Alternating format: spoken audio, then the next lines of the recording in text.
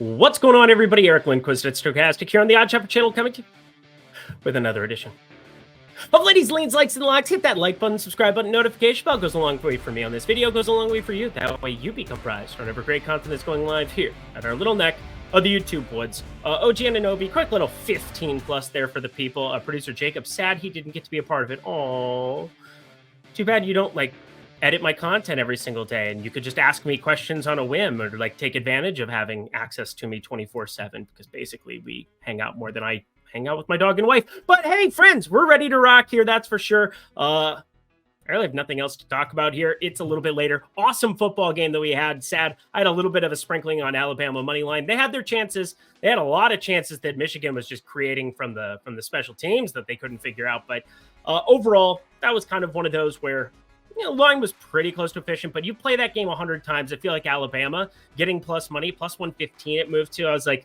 I can talk myself into a sprinkle there, but it is what it is. The big one I need is Texas 3.5. I'm going to be sweating that one here as fast as possible. 7-7 right now as that game is going here live, but we got NBA going on here as well. Lots going on in the association. Pretty mild day, pretty mild betting card overall. We'll be paying attention here to Mr. Nikola Jokic triple-double. Ended up on that one for a pretty good, decent number. And then Jalen Duren in the premium Discord. This guy is just an absolute wrecking ball. I love him so much. He's so fun to watch out there. Quick little double-double. Cashes that minus 155 ticket. Again, what was this line? What is this? I'm not mad. I'm not complaining. Why don't you give it to us again? Producer Jacob, nothing else to talk about here on the front end. Let's get to the picks. Our day begins with the return of one Joel Embiid. I heard he's pretty good at basketball. Going up against the Bulls, they are thus a 10.5 point favorite in this spot. Now, you did have some very serviceable basketball played by the likes of Tyrese Maxey. Tobias Harris really stepped up in the absence of one Joel Embiid, but just enough to kind of hold down the fort here. And now, after 10 days it is, they're getting their big man back, and that's why this line is just going absolutely berserk. Now, do I want to go out of my way to try to short him here early? I saw 32.5, 33.5, kind of said the opening numbers on him in the points prop situation. It's Joel Embiid. He's going to go out there with the usage. I also think you don't put him back out there until he's 100% if it was just a little bit of discomfort. So, let's just not do that, Eric. Let's not do that. In fact, this entire game's really hard to want to do anything with. We've seen Kobe White play a substantially better role here for the Chicago Bulls team, playing tons and tons of minutes. And then they go kind of to this hot hand approach between Ayo Dosunmu, Patrick Williams, who's going to close games. It's just kind of a case-by-case basis. Zach LaVine continues to be out. Will we ever see him in a Bulls uniform again? Probably not. And then Vucevic continuing to be out himself. Andre Drummond, well, these minutes have been a little bit spragged. 38, 21, 30, all over the map in some capacity. However, 3 starts, 2 wins amongst them. Atlanta, Philly. Now they're running back this game. Just saying. A little bit different having Joel Embiid down in the paint, though, that's for sure. So just running through some of these numbers, nothing projected out all that well for me. So it's a double-digit spread. Maybe I take the Bulls plus 10.5 if you make me take anything. But, legitimately, there's 6 games on today's slate. There's better stuff to get to. In fact, this is kind of a weird betting card for me today. You know what? Let's just get to the next double-digit spread. I go from not liking getting the 10.5 to how about we just lay 11.5? San Antonio going up against Memphis and Greg Popovich. It's so ironic to me because it's like we're supposed to live as if we're dying. Live like you were dying or whatever that song is. Legitimately, sorry for singing, but Greg Popovich is the oldest basketball coach in the NBA. And he's acting as though he's going to be eternal and live till he's 100 years old because this rebuild, it's now taken 2 years, carved 2 years off the top of this thing. And he is really going for it here now by crazy limitations of Victor Wembanyama and Keldon Johnson. Let me explain. I was running through the minutes here and tried to figure out why Wembanyama was just bright green on my sheet, because whenever there is somebody who is that bright green on my sheet, I know that either I have a user error or there is something weird going on that's completely different from the baseline projections. This is what's going on. Victor Wembanyama, blowout or not, has only played 24 minutes in 3 consecutive basketball games. He put up a crazy 36 and 6 with 7 blocks in 24 minutes against Portland 2 games ago. It was absurd. So naturally, would you have 29.3 minutes per game, which has been his baseline for this entire season? And then you have 24 minutes that are coming in? Well, yeah, it shouldn't be bright green here relative to what some of these opening numbers are. Because one, blowout risk. Two, what are these minutes going to be here in competitive spots? I don't really know, but wanted to at least talk through the process of it because Victor Wembanyama, coming off some big games, thought about shorting him here in this spot, but these opening numbers are getting lower and lower and lower to result for people like me, like sharp people jumping in and just firing money on some of these unders. And hey, it doesn't have to be something that hits at a crazy hiccup. Again, 15, 30, and 21 points. The usage has been there, but at just 24 minutes a game through three, these unders are starting to project out really, really nice for me. Again, bright green on the sheet, meaning that this should be a jam on the over. But again, that baseline for minutes goes from 30 minutes down to 24. You got some issues. I think we're going to just stay away and have some caution here, that's for sure. But at least wanted to dabble in the market. Enough about props, though. Part of what makes this slate really, really weird is I am theorizing about all but one prop here. Now, we have 5 of the 6 games with props, but nothing that I'm really all that gung-ho about. So I'm kind of trying to force something, find something. But in the midst of all of that, started running the spreads here for this rotation we have for the Spurs. Because again, they're not trying to win basketball games with a starting lineup of Sohan, Branham, Vassell, Shimpagni, and Wembanyama. Keldon Johnson playing 30 minutes coming off the bench here tonight. And Trey Jones, the most serviceable actual point guard that they have on this team, not playing here because of Sohan and just limitations. Such a weird situation that San Antonio is trying to rebuild this extremely now that they got Wembanyama, now that they got the prize jewel, because look what Oklahoma City's doing. Again, I know it was a long run that Sam Presti set up with lots of picks, lots of movements, but you don't have a Hall of Fame coach who's like, I believe he's pushing 80 here. So just throwing it out there, enough to talk about that. Let's just talk about the bet. On the Memphis side of things, you obviously have John Morant back, and when John Morant is back, things are good. Now, kind of got burned by some of the news from Memphis the other night, and it didn't end up mattering. You ended up getting that W on the Clippers lock, which again, a little bit of a heart attack situation considering, hey, John Morant's just going through shoot around and he just didn't want to play on the back-to-back, and that was what it was. And it was freaky. No back-to-back issue here with this one. Memphis isn't playing basketball on Monday, so on the front end Tuesday, feel really good about laying 11.5 in this spot. Again, they're not playing to win basketball games, the San Antonio side of things, and Memphis has a lot of catch-up to play here on their side of things. They are going to play John Morant and run him into the ground. They're going to have Desmond Bain and a lot of other guys that are just they're starting to figure out some of these rotations. And, well, there's no injury news waiting in the wings for them. Steven Adams and Brandon Clark still a long way from rejoining basketball activities. But just saying, I really like the 11.5 here with Memphis. So much so that almost became a lock. But we're going to show a little bit of caution here because, well, we've got a different spread that's going to be a lock here on this card that I'm just baffled by. But Memphis minus 11.5. Let's talk a little odd shopper, shall we? Friends, do you want to get my betting card every single Sunday through Friday in all of the sports that I am betting? Even, again, dabbled in the college football streets for the first time in a long time today. Hey, it's New Year's Day. It was a beautiful time. And, well, I got the stamp of approval from Ben Raza, our noted college football expert. So these are good things. But $14.95 for the week, $49.95 monthly. The Discord alone used to be $20. Now it's $15. And plus, you get the holy grail, the positive EV tool, the parlay builder. If you are playing in a non-legal site where you have, you're looking for props on fantasy optimizers, we got that set up for you for prize picks, for underdog, everything you could possibly imagine for betting. It is a one-stop shop over there at oddshopper.com. So sign up at the link below. And when you do, hey, how about a little something extra? Use promo code Lindy, 20% off right now. Expert picks, Discord, premium tools, all of it in one package. That'll be $12 for your first week or $42 for your first month when you use promo code Lindy down below. So do that, and let's hang out, friends. That's for sure. You can ask me questions around the clock. I'll probably respond, unless I'm hanging out with my wife and dog, in which case I'll try to respond, and then I'll get yelled at, and it's a whole thing. But anywho, let's get back to the picks. Oh, boy. Oh boy, oh boy. Brooklyn, New Orleans. Couple of wonky things going on here with the Brooklyn side of things. First off, you should know by now, if you've watched me enough times, I hate when there isn't waiting in the wings news. We've got a couple of G League guys, Keon Johnson, Dariq Whitehead. They all got called up for a day. Now they're back in the G League.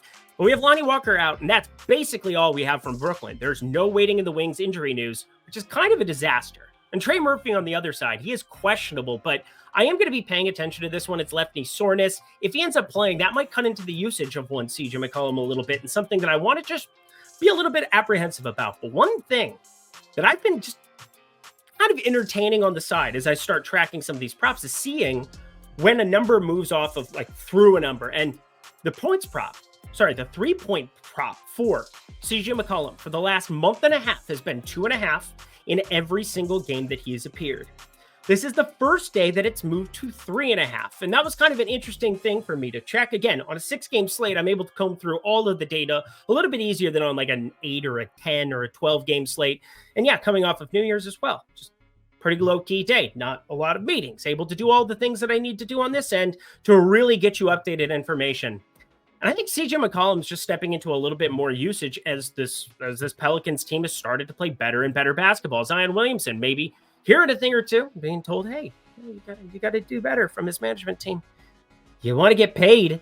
You don't want people to dislike you or not enjoy you being a professional and you eating through a table, as Stephen A. Smith said. That doesn't seem like something you want to be said about the number one player on their team. It's a legitimate quote. Go look at it. But CJ McCollum, friends, now has attempted 11 and 10 three-pointers the last two, and it's really just the usage bump here because he hadn't had double-digit three-point attempts in a game since November 2nd up until the last two. So it's a little bit of like circumstantial, and obviously two matchups. Two matchups are not necessarily the say-all and end-all, but I like seeing usage bumps, and I like seeing the ball go in the basket. But I especially like it if you're going to be able to get it in conjunction with 18.5 against a team that I think is sneaky good to attack from the three-point line. You got Brooklyn, 38.1% three-point percentage allowed. That is the 6th worst mark in the entire NBA. And then you can go a step further when you start breaking down things, and you can start seeing how many of these shooting attempts are being taken from three-point land against Brooklyn. Working through it, not nearly as much, 40.2% is the shot distribution there for them. But CJ McCollum is just getting more and more comfortable having that be his role within the framework of this offense. Yeah, 11 and 10 three-point attempts out of his 19 and 16 field goal attempts respectively.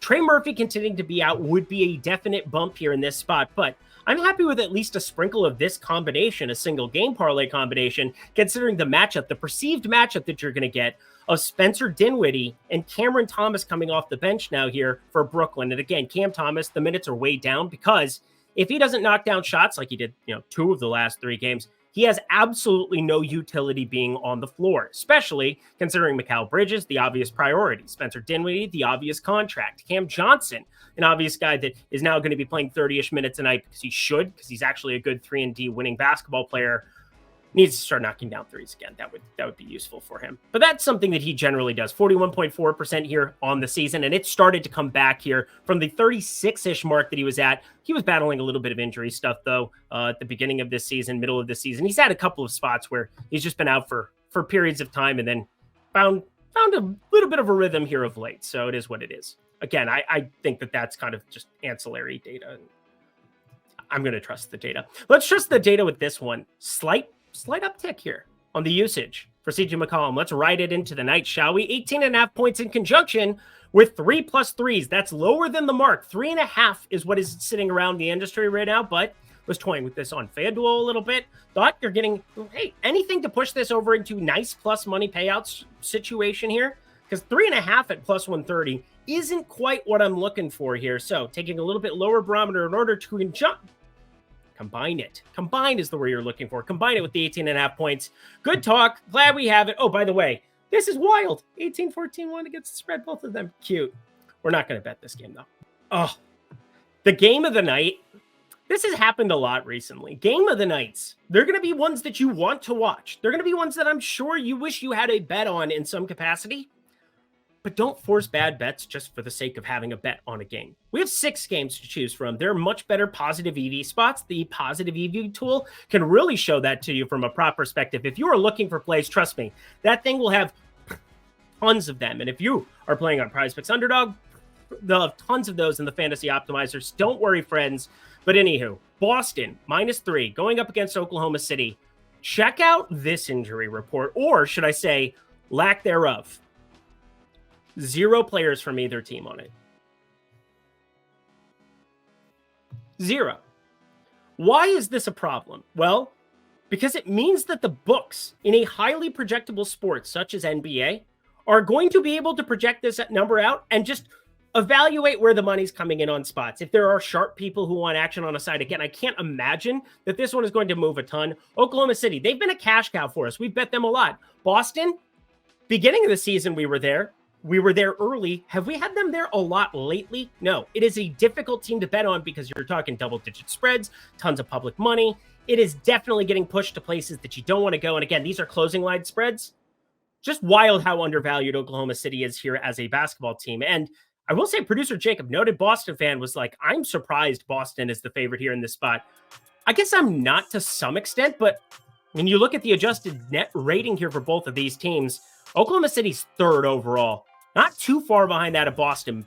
26-6.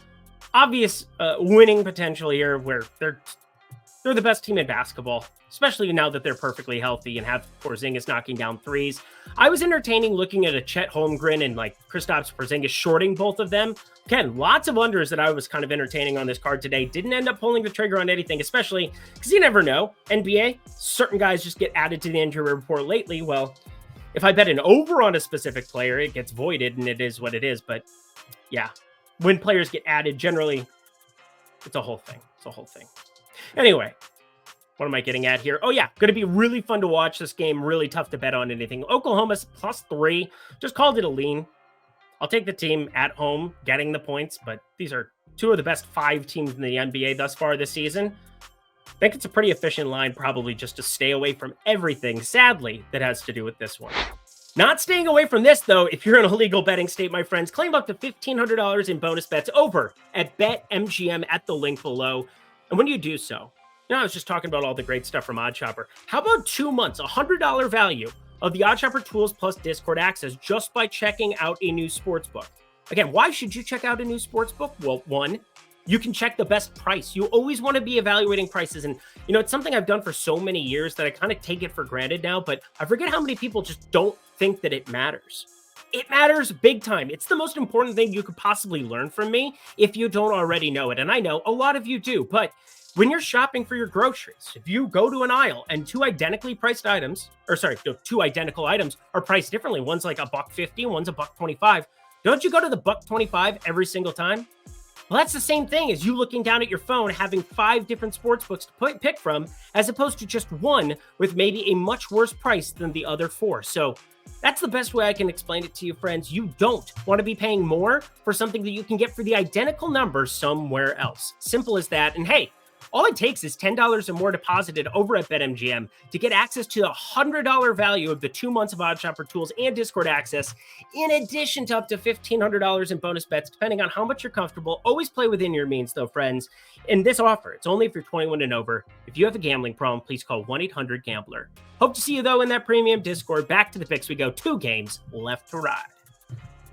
Well, they did it. Golden State, they finally got smart. Steve Kerr actually had to do some coaching for once in his frickin' life. Good stuff. But Trayce Jackson-Davis, starting Indiana legend Trayce Jackson-Davis, the new starting 5 for the Golden State Warriors. Steve Kerr had a blurb coming out later saying that this is going to be the way that it is for a long time. Well, yeah, until it isn't working, but it's going to work to a certain extent. I do like Trayce Jackson-Davis as a piece. Play him 26, 28, 30 minutes a night. Doesn't really matter to me, but check out Orlando on the other side. They are smart. They are analytically driven. That is just the way that it is. I've been clamoring on this program. Wendell Carter Jr. should not be your starting center. Goga Bitadze is second in defensive rating. And this Orlando team is predicated on defense and letting Franz Wagner and Paolo Banchero go out and just torch fools. They are 2 of the best young players in the NBA. The Michigan legend, the Duke, well, one and done. Probably should have done more, but Paolo Banchero is just special. And the fact that Orlando, went for the 6'11 guy who dribbles and shoots, does everything well, and guards multiple positions, well, that was a much better decision there with their number 1 pick. But secondly, combining with Franz Wagner, these are guys that you are going to have on your team. This is like a version of their Jason Tatum, Jaylen Brown, where you just keep them around and you build around them however you need to for the next 8-10 years. Now, hopefully you can get a ship out of the deal. Hey, Orlando, they're in the East.